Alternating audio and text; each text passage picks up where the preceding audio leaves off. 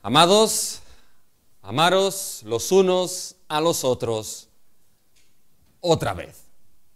Y fíjense que digo otra vez, mis hermanos, porque si se dan cuenta, esto es algo que el apóstol Juan repite una y otra vez en su primera carta. No hace falta, en cierta manera, mencionar de manera muy clara o de manera muy extensa de que el amarse los unos a los otros es uno de los temas vitales y principales que nos encontramos en la carta del apóstol Juan, en su primera carta. Nuestra lectura congregacional en el día de hoy, si se han dado cuenta, es en cierta manera un collage de las diferentes partes en las cuales el apóstol Juan menciona ese mandamiento y esa verdad tan importante en la fe cristiana, que es amarse los unos a los otros. Ahora bien, mis hermanos y hermanas, aun y cuando Juan repite el mismo tema, Juan no repite las mismas cosas. Juan va añadiendo cosas distintas a este mandamiento tan importante de amarse los unos a los otros. Ciertamente Juan lo repite, y esto es una de las técnicas que la Biblia muchas veces utiliza para la enseñanza, repetir. ¿Y por qué Juan lo repite tanto aquí en esta primera carta? Acuérdense un poquito, mis hermanos, de la primera carta del apóstol Juan, que fue una carta que Juan escribió para dar seguridad de fe a aquellos cristianos a los cuales estaba escribiendo. A raíz, recuerden, de que se habían infiltrado aquellos que el apóstol Juan llama los falsos profetas o los anticristos, que lo que estaban haciendo era pervertir, desvirtuar doctrinas básicas, vitales, esenciales e innegociables de la persona de Cristo y del Evangelio de Cristo Jesús. ¿Y qué es lo que hace Juan? Escribe esta carta y les va a dar a aquellos cristianos una serie de pruebas. Una serie de pruebas no solamente para que sean capaces de diferenciar lo falso del verdadero evangelio que escucharon desde el principio y que les fue testificado y anunciado, sino que también les da una serie de pruebas para que puedan tener seguridad en esa fe y en ese evangelio que han creído, para que puedan estar certeros de que su fe es una fe genuina en Cristo y el evangelio de gracia y fe. Por lo tanto, si quieres estar enraizado de forma segura en lo que es tu fe, si quieres estar seguro de que tu fe es una fe genuina, de que el nuevo nacimiento es un nuevo nacimiento genuino en tu vida, lo que debes hacer es coger la carta de Juan, de primera de Juan, y leerla. Y aplicar esas pruebas que Juan da a tu propia vida. Y en esas pruebas, mis hermanos, hay varias, pero una de ellas, una prueba que es esencial para el apóstol Juan, una prueba que es esencial de una fe genuina y verdadera, de un cristianismo bíblico y verdadero, de un nuevo nacimiento genuino, es precisamente la prueba del amor, del amarse los unos a los otros. Y como les he dicho, Juan aquí lo repite, pero aunque repite el tema, no repite las mismas cosas. Porque ahora Juan, mis hermanos, en esta sección de Primera de Juan, capítulo 4, los versículos del 7 al 12, Juan llega a la cúspide de este tema. Llega a la cúspide de este mandamiento de amarse los unos a los otros. Y nos va a mostrar las razones de por qué el amor hacia los hermanos y hermanas en Cristo es una prueba vital y esencial para una fe genuina, para un cristianismo bíblico, para un nuevo nacimiento genuino. Fíjense, mis hermanos, cómo están organizados estos versículos. Fíjense que los versículos en el 7, mis hermanos, y en el versículo 11 establece básicamente ese mandamiento de amarse los unos a los otros. Y fíjense que ahí apela a lo que son sus oyentes, amados. Fíjanos en el versículo 7, amados, amémonos unos a otros. Fíjense ahora en el versículo 11, otra vez aparece esa exhortación, amados. Dice, amados, si Dios nos ha amado así, debemos también nosotros amarnos unos a otros. Ahora bien, en medio de ese llamado, amados, en medio de ese llamado nos encontramos, mis hermanos, los versículos 9 y 10. Que esos versículos, lo que Juan nos va a mostrar aquí, mis hermanos, es el gran amor de Dios hacia nosotros. Juan nos va a mostrar en ese corazón en qué consiste verdaderamente el amor de Dios y por tanto el amor que todo creyente debe tener con sus hermanos y hermanas en Cristo. Por tanto, el texto se organiza de esta manera. Los versículos del 7 al 8 nos encontraremos la razón del amor de los unos a los otros. En los versículos del 9 al 10 nos encontramos el corazón de ese argumento, la esencia del amor de Dios hacia todo creyente. Y los versículos del 11 al 12, el resultado. De haber sido amados por Dios, el resultado es el amor de los unos hacia los otros. Y esos son los 3 puntos, mis hermanos, que vamos a destacar en el día de hoy. Así que tengan abierto delante de ustedes, Primera de Juan, capítulo 4, los versículos del 7 al 12, y destacaremos estos 3 puntos. Primero, las razones del amor de los unos a los otros. Segundo será la esencia del amor de Dios hacia nosotros, los creyentes. Y tercero será el resultado de amarnos los unos a los otros. Vamos a destacar estas 3 cosas. Primero, las razones del amor de los unos hacia los otros. Y fíjense que hay 2 razones claras en el texto. Y la primera razón es ¿por qué amarnos los unos a los otros? Primera razón, porque el amor procede de Dios. Y el que ama es de Dios y conoce a Dios. Fíjense cuando llegamos a los versículos del 7 al 8, mis hermanos. Fíjense cómo aquí el apóstol Juan establece 2 razones para amarnos los unos a los otros. Hay 2 porqués en esos versículos 7 y 8. Fíjense el versículo 7. Amados, amémonos unos a otros. ¿Por qué? Ahí está la primera razón. Porque el amor es de Dios. Y ahora fíjense en el versículo 8. El que no ama no ha conocido a Dios. Y ahora viene el siguiente porqué, la segunda razón. Porque Dios es amor. Por tanto, aquí Juan establece 2 razones para amarse los unos a los otros. La primera, porque el amor es de Dios. Y la segunda, porque Dios en sí mismo es amor. Así que la primera razón que vamos a ver es esta. ¿Por qué amarnos los unos a los otros? Porque el amor es de Dios. Y aquel que ama es de Dios y conoce a Dios. Fíjense, esto está claro en el versículo 7, mis hermanos. Fíjense la exhortación aquí de Juan. Amados, amémonos unos a otros. Paremos un momento aquí. Y hago un parón, mis hermanos, porque evidentemente aquí cuando Juan dice amémonos unos a otros, está diciendo de que hay un amor mutuo entre aquellos que son hermanos y hermanas en Cristo Jesús. Y paro aquí porque recuerdo que en un mensaje, hay un hermano que después del mensaje me preguntó, bueno, pero ¿quién es exactamente el hermano que debemos amar? ¿Ya? Y estas preguntas son buenas, ¿saben por qué? Porque quiere decir que se escucha el mensaje, mis hermanos. ¿Ya? Pero me preguntó, ¿quiénes son los hermanos que debemos amar? ¿Ya? Y fíjense que aquí Juan es bien particular y es bien específico. Aquí el amor de los unos a los otros, mis hermanos, no se está refiriendo al amor por los enemigos. No se está refiriendo al amor por el prójimo, pero el prójimo en sentido general. Aquí amaros unos a otros es un amor particular, un amor específico, un amor mutuo entre aquellos que son hermanos y hermanas en Cristo Jesús. Acuérdense, mis hermanos, que Caín mató a Abel. ¿Se acuerdan? Aquel que era hermano de sangre. Pues bien, aquí el amor de unos a otros es por aquellos hermanos de la misma sangre, mis hermanos. Aquellos hermanos de la misma sangre que fue derramada en la cruz, la sangre de Cristo, y que por esta misma sangre son unidos como hermanos y hermanas en Cristo Jesús. Es el amor por aquellos que cumplen ese mandamiento de creer en el nombre del Hijo de Dios. Son aquellos que por creer en Cristo tienen vida en Él. Por lo tanto, el amarse los unos a los otros es amar, aquí es particular, es amar, mis hermanos, al hermano en Cristo. Esto no quita, evidentemente, y no basta decir que en esto no quita que no debemos amar al resto, no quita que no tengamos que amar a nuestros enemigos, porque Cristo mismo es aquel que nos dice que debemos amar a nuestros enemigos. Pero aquí el tema de Juan es concreto, mis hermanos. El tema de Juan es que amémonos unos a otros, es amar al hermano y a la hermana en Cristo Jesús. Sin distinción y sin excepción, mis hermanos.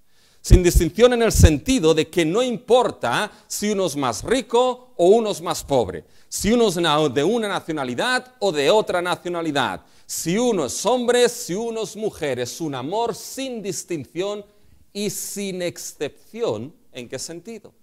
Sin excepción, mis hermanos, de que cada hermano y hermana que ha sido hecho depositario por la gracia de Dios, del amor de Dios en Cristo Jesús, cada hermano entonces debe ser hecho recipiente de nuestro amor hacia él y hacia ella. Por tanto, es un amor sin distinción y sin excepción hacia hermanos y hermanas. Aclarado esto, Juan dice, amados, amémonos unos a otros, y aquí viene la razón, porque el amor es de Dios. Fíjense lo que Juan está diciendo aquí, mis hermanos. Juan está diciendo de que el amor entre hermanos, el amor de los unos a los otros, tiene una fuente concreta, tiene un origen concreto. Juan está diciendo porque el amor es de Dios, es decir, Dios mismo es el origen de ese amor. Dios mismo es la fuente de donde surge ese amor con el cual uno debe amar al hermano. Dios es la fuente eterna de la cual fluye y brota el amor, mis hermanos. Por lo tanto, cuando aquí el apóstol Juan está diciendo, amados, amémonos unos a otros, porque el amor es de Dios, mis hermanos, Juan está diciendo algo precioso. Juan está diciendo que el amor de los unos a los otros, mis hermanos, es un amor que proviene primeramente de Dios. Y ese amor entre hermanos es el don que nos es dado por parte de Dios. No es algo que fluye primeramente de nosotros. No es algo que fluye primeramente de nuestra capacidad natural. Ese amor los unos a los otros es un amor cuyo origen se encuentra en Dios. Es el don dado por Dios a nosotros y que por lo tanto, mis hermanos, todo creyente tenemos el gran privilegio y la gran responsabilidad de ejercitar ese don entre nosotros. Es más, es uno de los mayores dones, mis hermanos, que Dios nos ha dado. Hoy en la escuela dominical hemos hablado de que Dios es paz, en el contexto de 1 Corintios 14, el contexto de los dones. Y acuérdense, mis hermanos, que ahí en el contexto de los dones, el apóstol Pablo les dice a aquellos corintios de que tenían muchos dones, que tenían que ser para el bien común de los unos a los otros. Pero llega el capítulo 13, ¿y cuál es el capítulo 13, mis hermanos de Corintios? El capítulo por excelencia del amor. Y Pablo les dice, puedo hablar con lenguas angelicales, puede haber muchos dones, pero si no hay amor, ¿qué es lo que dice Pablo? Es simplemente metal que resuena, címbalo que retiñe, no sirve de nada si no hay amor.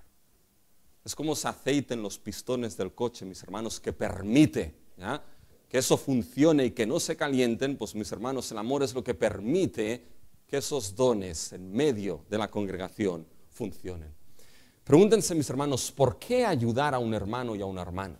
¿Saben cuál es el motivo principal de por qué ayudar al hermano y a la hermana? Porque se le ama. ¿Por qué, mis hermanos, el grupo Alabanza busca lo que son las canciones, mis hermanos, para que sean los más bíblicas posibles? Porque ama a la congregación que ministra ese evangelio. ¿Por qué, mis hermanos, invertir tiempo preparando mensajes y sudando desde el púlpito? Porque se ama al rebaño al cual se comparte la palabra. Por tanto, fíjense, mis hermanos, que aquí el apóstol Juan es claro. Amémonos unos a otros porque el amor es de Dios. Es ese don que nos es dado. Pero quedarse ahí, mis hermanos, la idea sería incompleta. Porque si se dan cuenta, el versículo 7 sigue adelante. Fíjense que en nuestras Biblias tenemos un punto. Dice, porque el amor es de Dios, punto. Todo aquel que ama es nacido de Dios y conoce a Dios. Pero en realidad, mis hermanos, no hay un punto ahí. En realidad hay una I. No hay un punto, hay una I. Y las I's son importantes.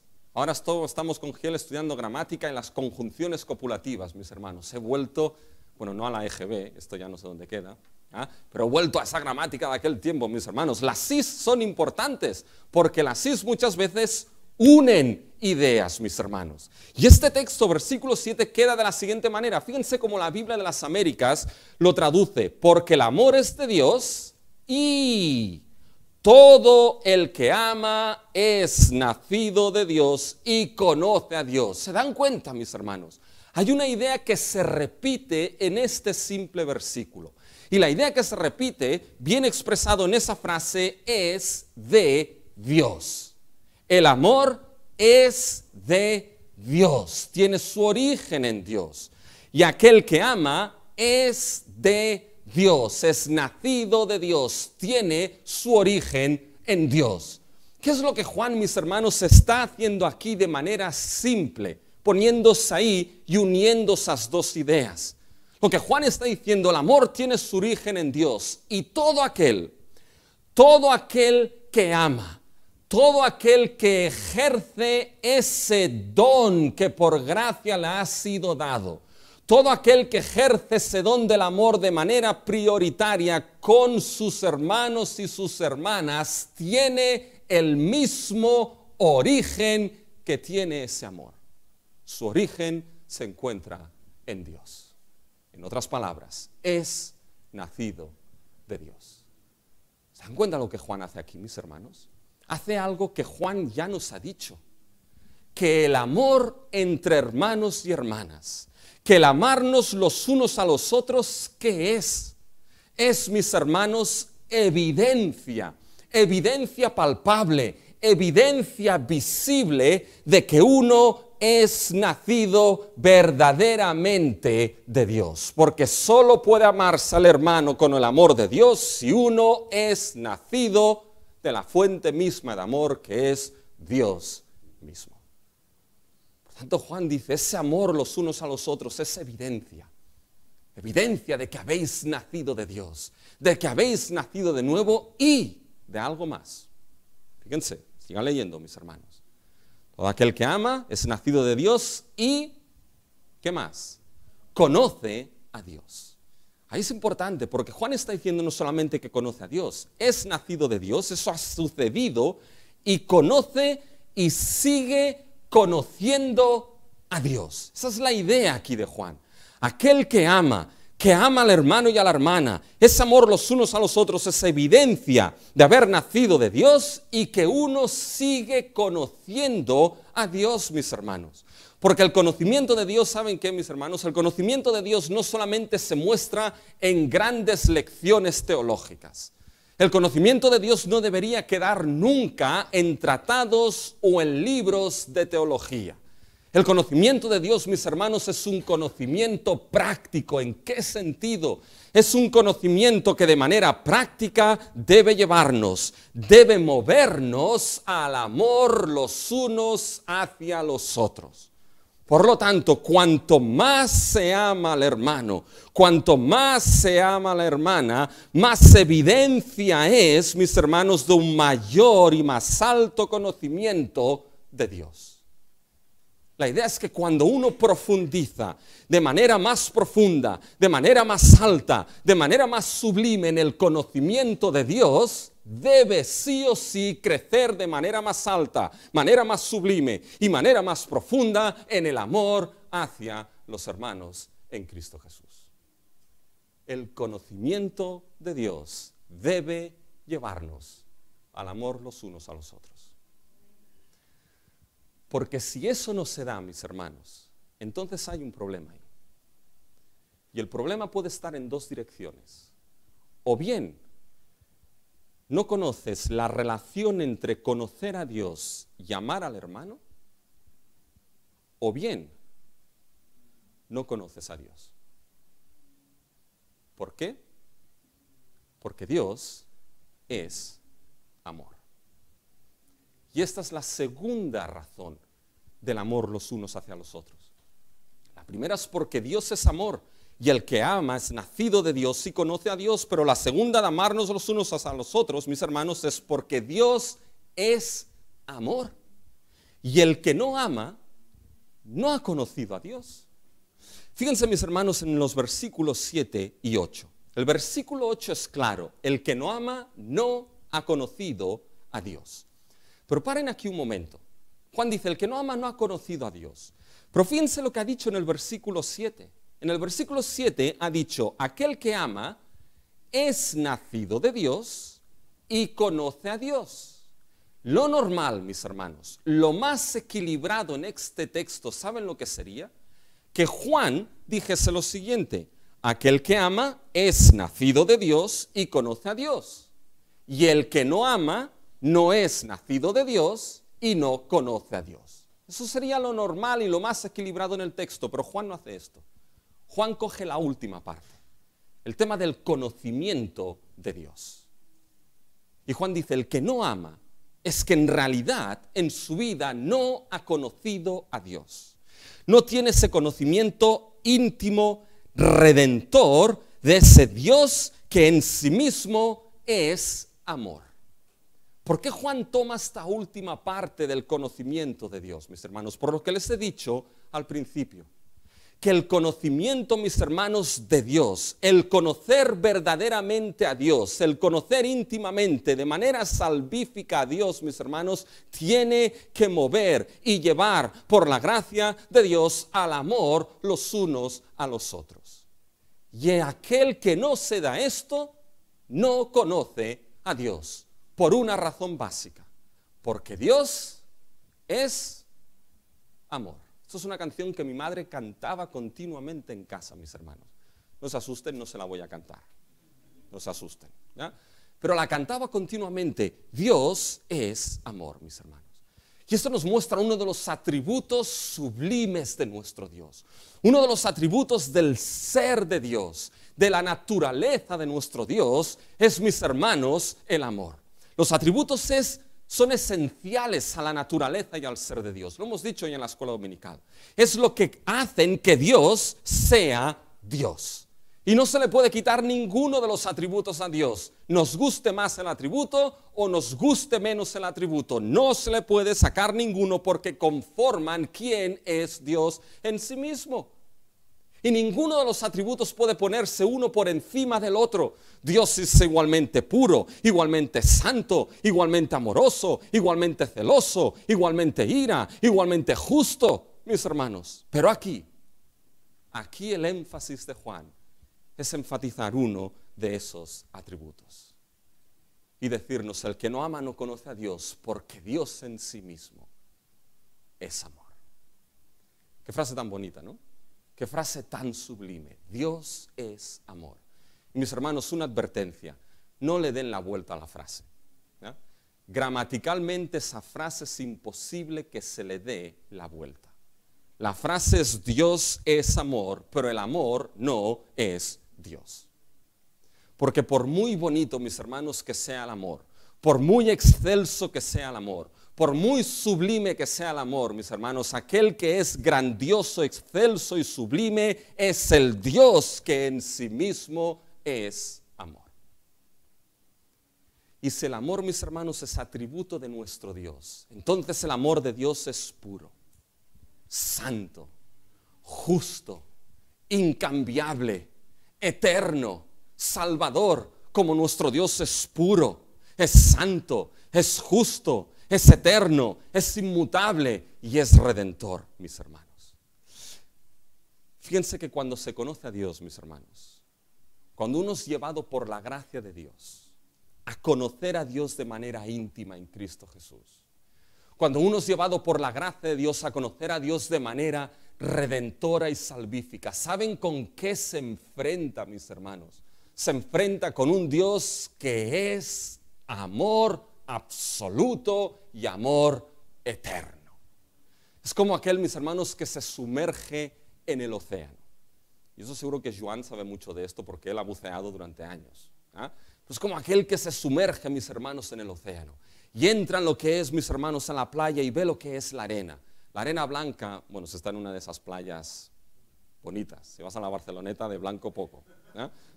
Pero se sumerge, mis hermanos, y ves arena blanca, mis hermanos. Y conforme profundiza un poquito más, empieza a ver lo que son los corales ahí, mis hermanos. Ya hay arrecifes con corales de diferentes colores. Ya hay bancos de peces. Y uno sigue profundizando y entonces se encuentra de que el fondo marino desciende Y uno ya no puede descender más porque la presión es demasiada, pero sabe que ese fondo marino sigue y sigue y sigue.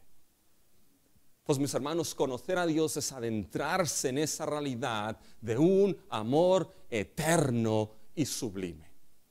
Que uno primeramente conoce lo que es esa arena del principio del amor de nuestro Dios. Pero cuanto más conoce y profundiza en Dios, empieza a ver esos corales de colores, esos bancos de peces, empieza a ver lo que es el amor de Dios en su cuidado, el amor de Dios en su providencia, el amor de Dios en nuestra vida, mis hermanos. Y llega un momento, mis hermanos, que las profundidades del amor en el ser de Dios son tan profundas que uno ya no llega más allá.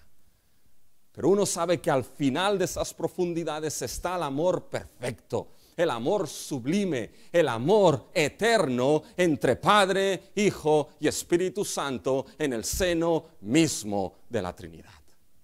Un amor inagotable, un amor incomprensible, como hemos cantado, mis hermanos. Es imposible no enfrentarse con Dios y no conocer que Dios es amor. Por eso Juan es claro aquí, el que no ama no ha conocido esa realidad verdadera de Dios. Y mis hermanos, aquí hay una enseñanza gloriosa. Sabes que no importa lo que pueda pasar en tu vida.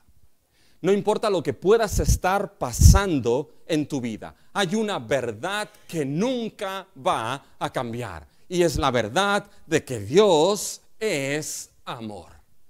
Y así como Dios es inmutable y Dios no cambia en su esencia y propósitos, Dios nunca va a cambiar en ser y seguir siendo amor para los suyos. Ahora quizá te preguntes, bueno, ¿y qué significa exactamente? ¿Qué significa exactamente que Dios es amor? ¿Se lo han preguntado esto? ¿Qué es lo que significa exactamente que Dios es amor?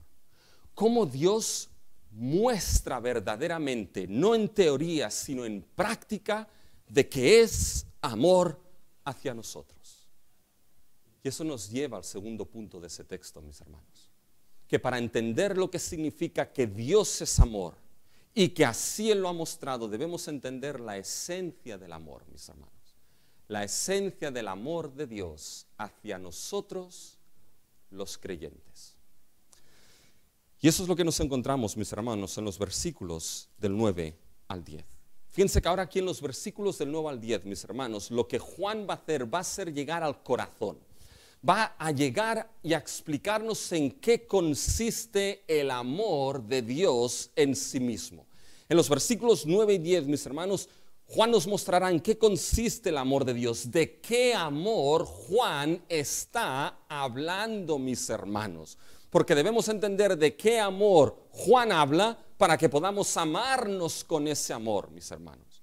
Los versículos del 9 al 10, ¿saben lo que son en realidad? Son una explicación, son una exposición de lo que significa que el amor es de Dios y que Dios es amor. Si te preguntabas, ¿qué significa que Dios es amor? Aquí viene la respuesta de Juan. Y lo que significa de que Dios es amor es que Dios envió a su Hijo para que por Él vivamos. Esto es lo que significa que Dios es amor. Que Dios envió a su Hijo para que por Él vivamos. Fíjense el versículo 9, mis hermanos. Fíjense, en esto se mostró el amor de Dios para con nosotros. Paremos un momento aquí, mis hermanos. Y miren la relación entre el versículo 8, el final, y el versículo 9. Fíjense cómo acaba el versículo 8. Dios es amor. Y ahora, mis hermanos, de la esencia misma, de la naturaleza misma de que Dios es amor, ahora se va a mostrar, a demostrar lo que significa que Dios es amor. Y Dios muestra que es amor, mis hermanos, de una manera real, palpable e histórica. Y es precisamente como enviando a su Hijo. Fíjense, solamente han de seguir la Biblia, mis hermanos. En esto se mostró el amor de Dios para con nosotros. Ese para con nosotros me encanta, mis hermanos. Porque aquí se está refiriendo a creyentes. Aquí se está refiriendo a aquellos que por la gracia de Dios han creído en el nombre de su Hijo. Aquellos que creyendo en el nombre de su Hijo tienen vida eterna. Cuando aquí Juan dice, en esto se mostró el amor de Dios, de ese Dios que es amor, para con nosotros, está diciendo, se mostró ese amor para nuestro beneficio, para nuestra ventaja, para nuestro bien. Dios mostró su amor para el beneficio de los suyos, para el bien de los suyos.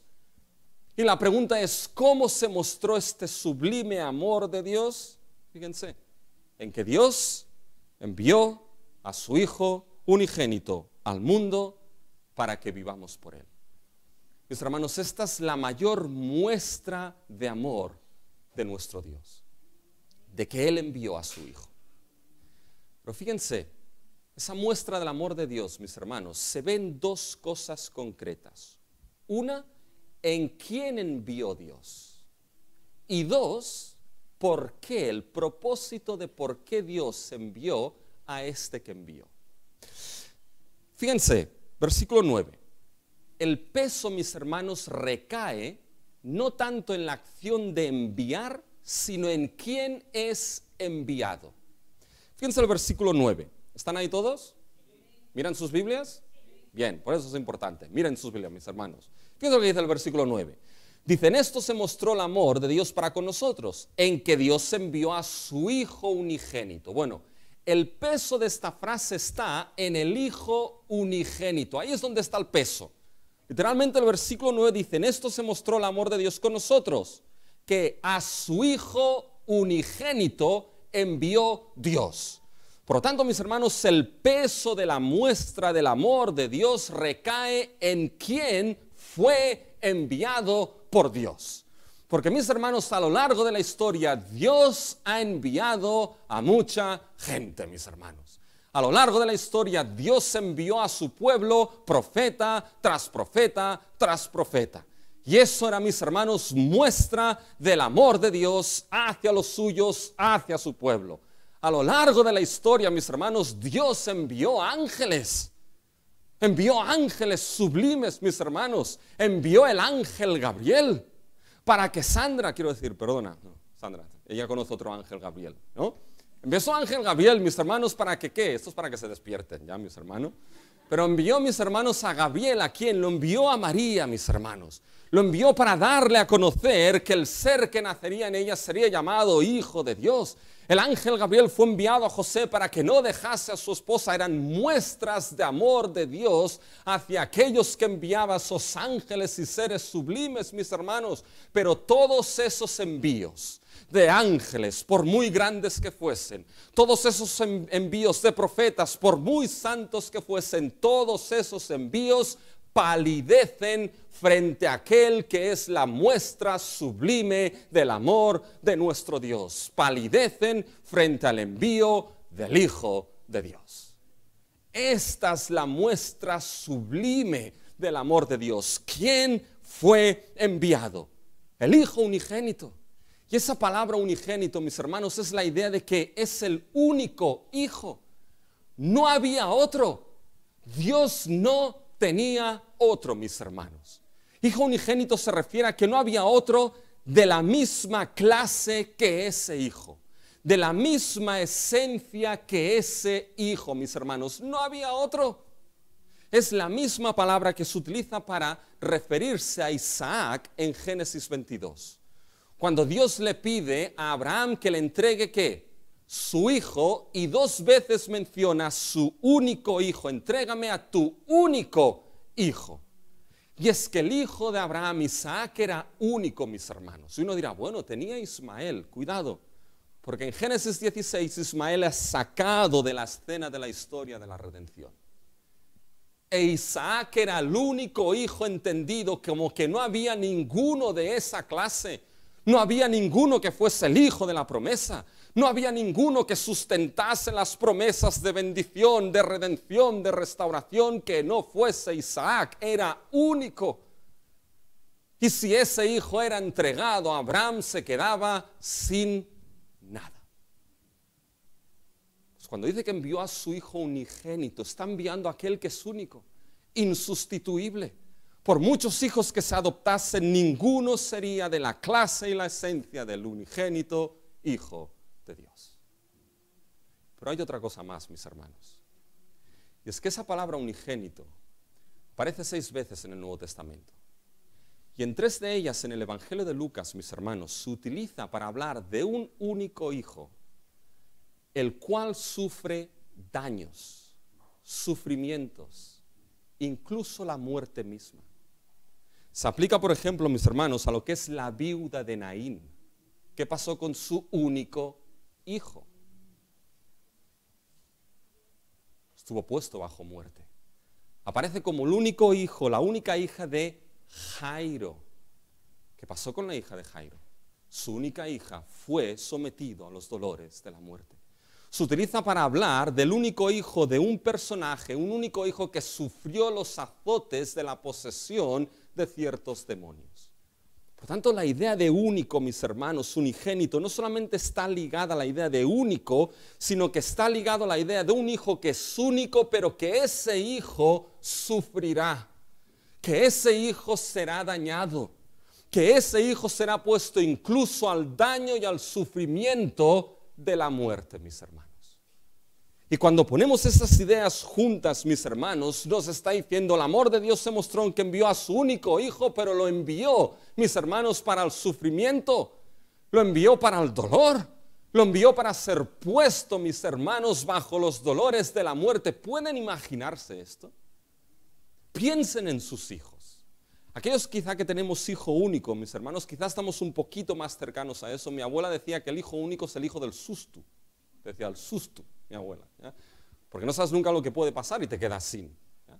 Pero todo padre, mis hermanos, se puede relacionar con eso. Imaginan lo que es entregar a su único hijo, y entregar a uno de sus hijos, mis hermanos, sabiendo que ese hijo es entregado para sufrir, para ser dañado e incluso poder llegar a la muerte. ¿Se imaginan hacer esto con su propio hijo? ¿Con sus propios nietos? ¿Con sus propios sobrinos? Entregarlos a que sufran, a que sean dañados. Saben, yo recuerdo cuando Giel, mis hermanos, fue operado de apendicitis. Fue todo muy rápido. Pero no saben la angustia, el sufrimiento y el dolor que hay de ver que entregas a tu hijo para que se lo lleven en la camilla sabiendo que es para su bien. Es para su bien, para que le quiten esa parte que todavía uno no sabe para qué funciona. Pero es para su bien, mis hermanos. Pero qué angustia y dolor saber que lo entregas y se lo llevan para que sea puesto debajo del bisturí. Pues ahora imagínense, mis hermanos, lo que fue para Dios entregar su único, eterno Hijo.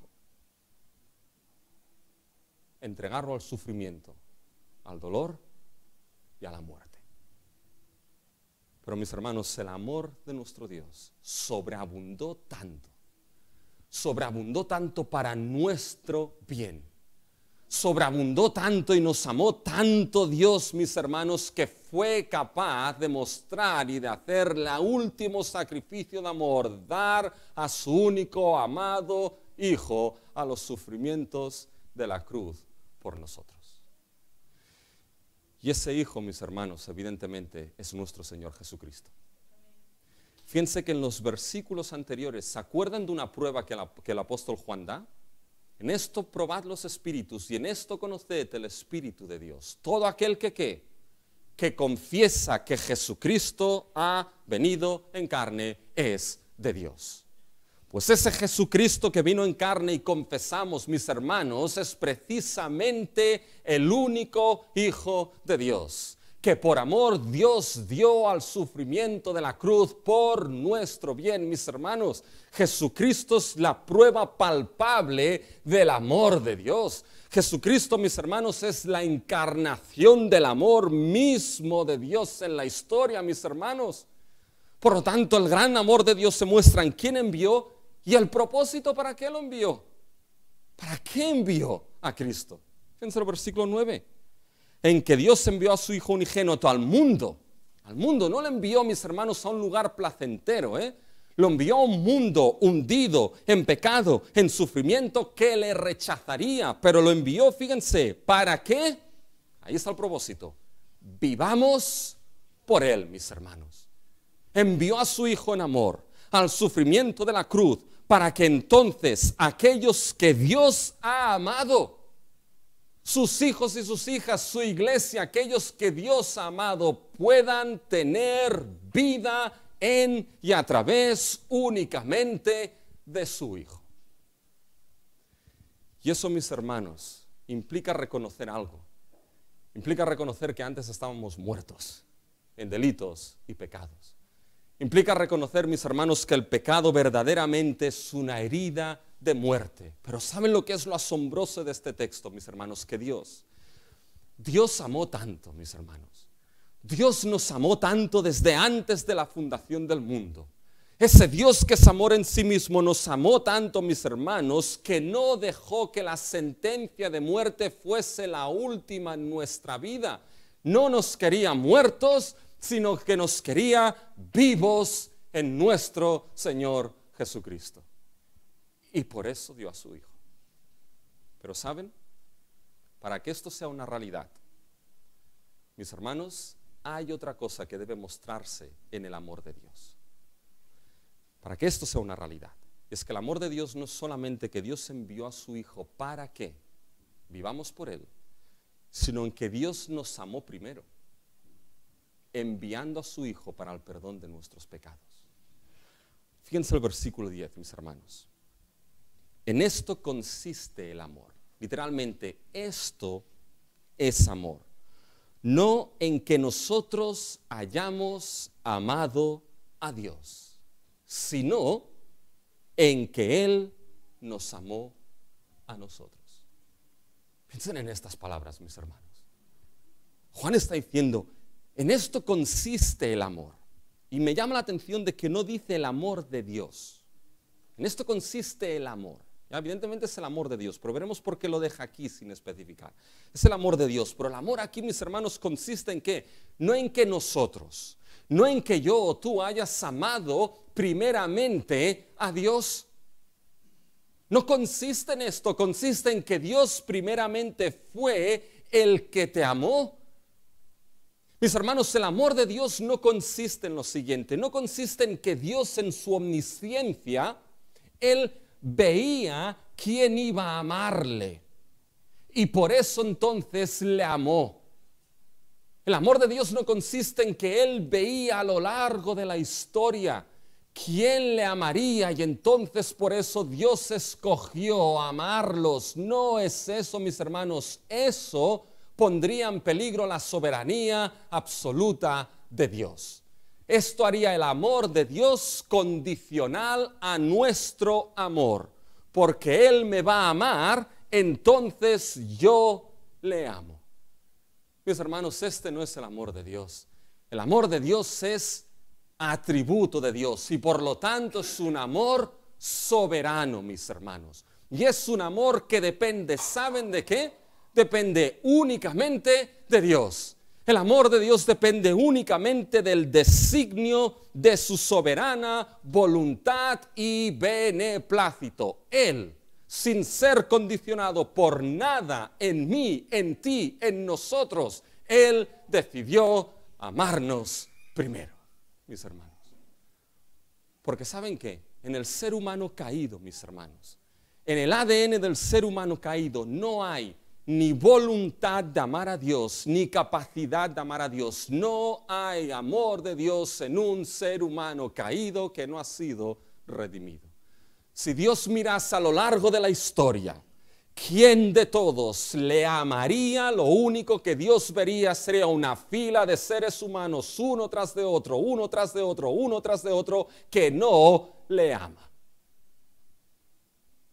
Y uno diría, bueno, Rubén, pero Dios como omnisciente sabe quién la amaría, ¿sí? Sabe quién la amaría, pero ¿por qué? Porque Él primeramente la amará. Y gracias a eso, esa persona amará a Dios. Si Dios no ama, mis hermanos, primeramente no hay amor por Dios. Y lo sorprendente aquí, mis hermanos, es que aquí Juan dice, en esto consiste el amor, no en que la hayamos amado nosotros, sino en que Él nos amó. Si amas a Dios es simplemente, pero gloriosamente, porque Él te amó primero. Y uno se pregunta, ¿cómo Dios pudo amarme? ¿Cómo a Dios pudo amarnos sabiendo, y eso es lo sorprendente, sabiendo que Dios amaba a pecadores rebeldes contra Él? Y sabemos que es así porque fíjense lo que dice el versículo 10. En esto consiste el amor, no en que nosotros hayamos amado a Dios, sino en que Él nos amó a nosotros y envió a su Hijo en propiciación por nuestros pecados. Sabía, mis hermanos, que Él estaba poniendo su sublime, puro y soberano amor sobre aquellos que eran pecadores, mis hermanos. Y la única manera que Dios pudiese amar a esos pecadores, mis hermanos, ¿saben cuál era la única manera? Que Él diese a su Hijo. Y lo diese para propiciar su ira. Y lo diese para perdón de pecados. Esta es la obra de Cristo en la cruz. Cristo fue la propiciación por nuestros pecados. ¿Qué quiere decir esto? Que Cristo removió la ira de Dios, mis hermanos, por el pecado. Y cuando esa ira fue removida, mis hermanos, la justicia y el perdón de Dios fluyeron de esa cruz y de la sangre de Cristo a todo aquel que por fe cree en Cristo Jesús. A todo aquel, mis hermanos. ¿Saben lo que quiere decir esto? Que la única manera en cómo Dios puede amar al pecador es en y a través de Cristo Jesús. Si no está Cristo, mis hermanos, no hay amor de Dios por el pecador. Y uno dirá, esto es duro. Porque yo sé que han oído, no se ama al pecado, pero se ama al pecador. Cuidado con esta distinción de llevarla a los extremos, mis hermanos. Cuidado con esta distinción. ¿Saben por qué? Porque imagínense el caso, mis hermanos, de alguien que rechaza completamente el sacrificio de Cristo. De alguien que pisotea una y otra vez la sangre de Cristo Jesús. De alguien que una y otra vez rechaza a Cristo, conoce y lo rechaza voluntariamente y rechaza la sublime muestra de amor de Dios en Cristo Jesús para perdonarle y amarle. ¿Qué expectación queda para esa persona que rechaza a Cristo? ¿Queda la expectación de que Dios le siga amando? Hebreos no dice esto, mis hermanos. Queda la expectación, una horrenda expectación de ese juicio final. Por tanto, mis hermanos, la única manera en cómo Dios puede amar al pecador es en y a través de la persona de Cristo Jesús. ¿Y saben qué es lo inexplicable, mis hermanos? ¿Saben qué es lo inexplicable? Que el amor de Dios, mis hermanos, ese amor de Dios, mis hermanos, amó a aquellos que éramos pecadores, mis hermanos. Fíjense, mis hermanos, es que estas son las profundidades del Evangelio. Mis hermanos, amó a aquellos, el pecador que es, el estado del pecador, lo que es el pecador, mis hermanos, es un monumento de oposición continua a Dios. En nuestro estado de pecado éramos un monumento de oposición continua, de rebelión continua, de crimen continuo, de ofensa continua a nuestro Dios, mis hermanos. Y lo inexplicable es que Dios me amó, que Dios te amó, que Dios nos amó. Y es como si Dios dijese, os amo tanto desde antes de la fundación del mundo en mi Hijo Jesucristo, pero es que sois tan malos que lo único que puedo hacer es dar lo que más amo a mi Hijo, para que quite ese pecado y esa ira y pueda amaros ahora y por toda la eternidad.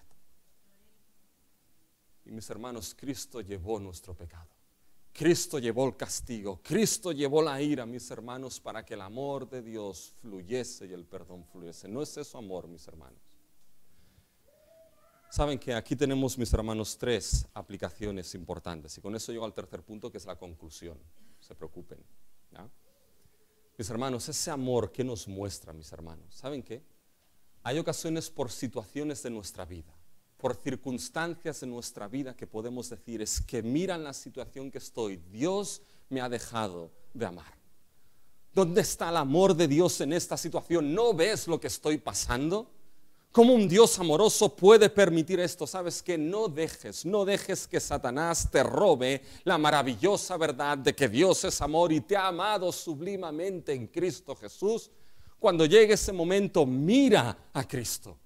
Mira lo que es la encarnación misma del amor de nuestro Dios en Cristo Jesús. Mira la cruz de Cristo y lo que Cristo hizo ahí, cómo el amor de Dios se mostró y verás cómo Dios te amó, cómo Dios te ama y cómo Dios te amará por toda la eternidad, mis hermanos.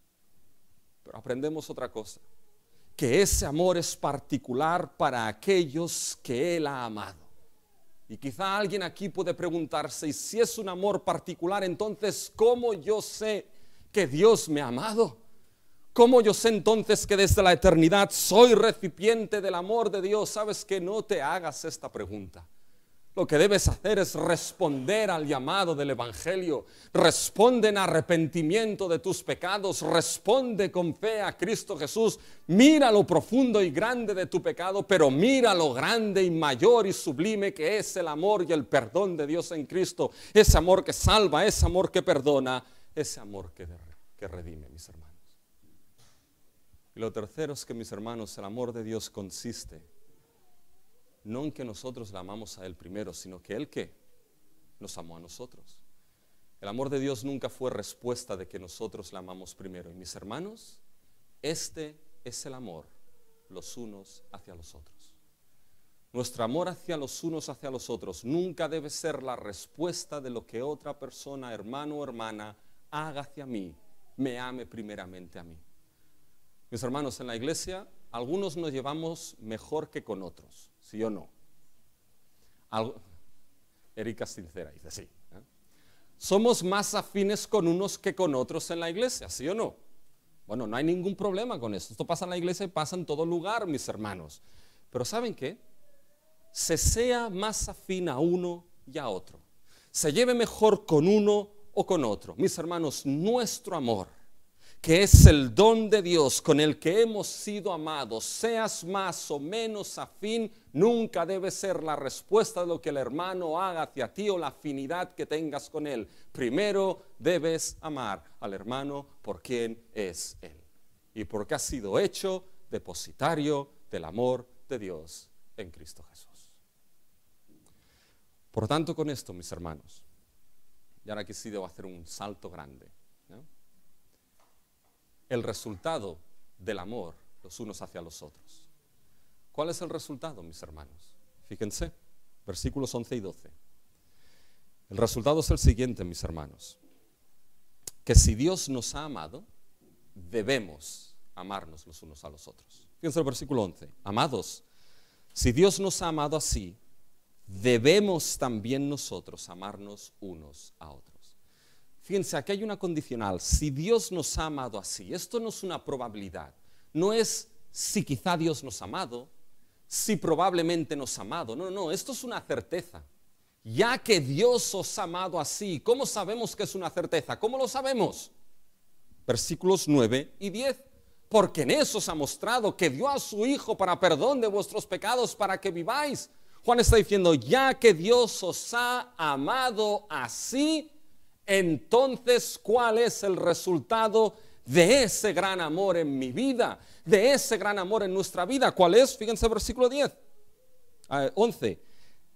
Así debemos también nosotros amarnos unos a otros. Debemos también nosotros amarnos unos a otros. Ese es el resultado del amor de Dios en nuestra vida, mis hermanos en Cristo. Hay una obligación. Hay un deber de amarnos los unos a los otros. Lo expresa claro Juan. Debemos también amarnos. Alguien dirá, bueno, pero no puedes forzar a nadie a amar. No puedes forzar a nadie. Pero aquí Juan establece que es un deber cristiano. Si has sido amado por Dios en Cristo, ¿sabes cuál es tu deber? Por la gracia y el amor de Dios en ti, debes amar al hermano que ha sido amado por Cristo. No hay otra cosa, mis hermanos. Hay deberes cristianos y ese es uno de los deberes que tenemos. Y lo tenemos, mis hermanos, por la pura gracia de Dios. Porque primero hemos sido nosotros amados, hechos recipientes y vasos del amor de Dios en Cristo Jesús. Y hechos recipientes y vasos del amor de Dios en Cristo Jesús, llenos de ese amor debe fluir hacia aquellos que son también recipientes y vasos del amor de Cristo Jesús, mis hermanos. Es un deber amarnos los unos a los otros. Pero el resultado también es que si nos amamos, entonces, fíjense, la presencia de Dios se hace palpable, mis hermanos. Esto es muy rápido porque esto ya es parte del mensaje de la semana que viene, que tranquilos, no se lo voy a predicar ahora, porque tampoco lo tengo hecho, ¿eh? Pero fíjense el versículo 12. Nadie ha visto jamás a Dios. Si nos amamos unos a otros, Dios permanece en nosotros y su amor se ha perfeccionado en nosotros. Aquí Juan introduce el tema de la perfección del amor, que es el tema de la semana que viene. Pero Juan dice, a Dios nadie lo ha visto jamás. Juan 1:18, el Evangelio dice, solamente el unigénito Hijo de Dios le ha dado a conocer. Pero fíjense, a Dios nunca lo ha visto jamás, nadie. Dice, si nos amamos unos a otros, Dios permanece en nosotros y su amor se ha perfeccionado en nosotros. En cierta manera, mis hermanos, el amor los unos por los otros hace palpable, visible, la permanencia y presencia del Dios invisible en medio de nosotros, mis hermanos. El amor los unos con los otros hace visible al Dios que es amor en y entre nosotros. Saben, a veces uno se pregunta, bueno, ¿cómo se muestra, mis hermanos, que la iglesia, mis hermanos, es una iglesia donde la presencia de Dios está? Y hay varias cosas, mis hermanos. Que la palabra de Dios esté fielmente expuesta y predicada, que las ordenanzas sean correctamente administradas, pero ¿saben dónde se ve también, mis hermanos? En que nos amemos unos a otros. Y ese amor muestra la presencia del Dios de amor invisible en medio de nosotros. Por tanto, mis hermanos, ¿qué debemos ser? La iglesia, mis hermanos, es un cuerpo de amor los unos a los otros. La iglesia, mis hermanos, es un edificio construido con piedras vivas, engastadas por la sangre de Cristo, que se aman los unos a los otros. Al primero que amas es aquel que Dios ha puesto más cercano en ti, que es tu esposo o tu esposa. Si no es así, debes considerar este texto bien. Pero después aquellos que tienes a tu lado, aquellos que Cristo ha puesto en la iglesia por su pura gracia, con todos sus defectos y debilidades, con todas las pajas en el ojo del hermano, pero también con las vigas en el tuyo. Amar a aquellos que Dios ha puesto a tu lado. Así que, mis hermanos, déjenme acabar leyendo solamente la exhortación de Juan. Amados, amémonos unos a otros, porque el amor es de Dios, y todo aquel que ama es nacido de Dios y conoce a Dios. Aquel que no ama no ha conocido a Dios. Amados, amémonos unos a otros.